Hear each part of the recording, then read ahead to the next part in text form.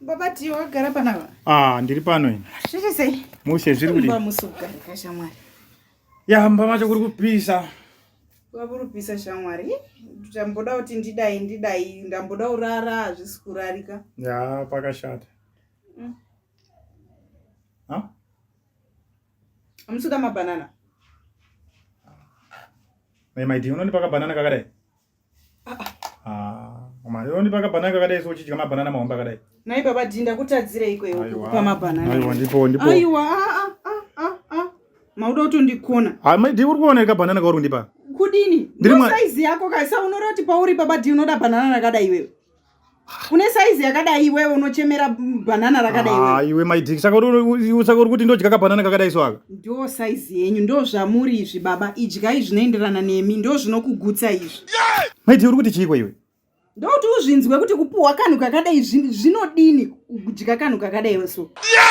Saka undipaka banana kakadai iwe nyatsa kuti uri kuti chiko yena iwe maiti? Natsosununguka ugutsikane nerandakupa iri baba Diki. Iwe maiti ndipo banana hombe shamwari usatori zera rangu ndingadya ka banana kakadai so. Hapana banana ndikupa. Munhu anopuwa maringe naye. Munhu anopuwa maringe nezvari. Chimbonyatsa kundiudza uri kuti chiko nyaya yako iwe maiti?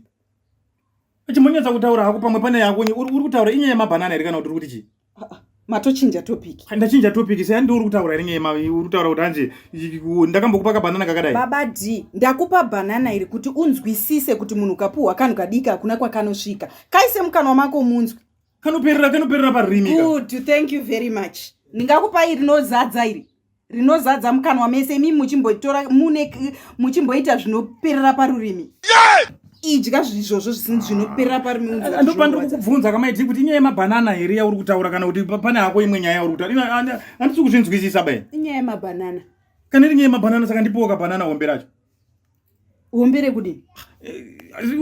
Ndiri mwana here ini ungandigire kabanana kakadai so kubva kushuwa maiti uchindigire kabanana kakadai so aka. Saka imimi zvomumaka zvamune saizi yakadaiwo so inoenderana nemi ndiri mwana.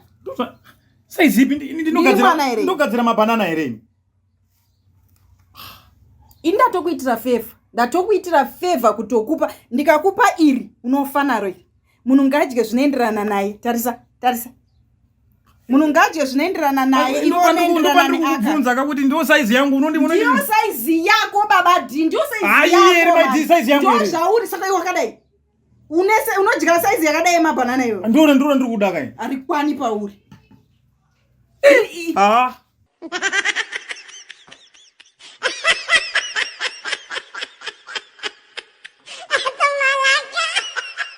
Disgusting.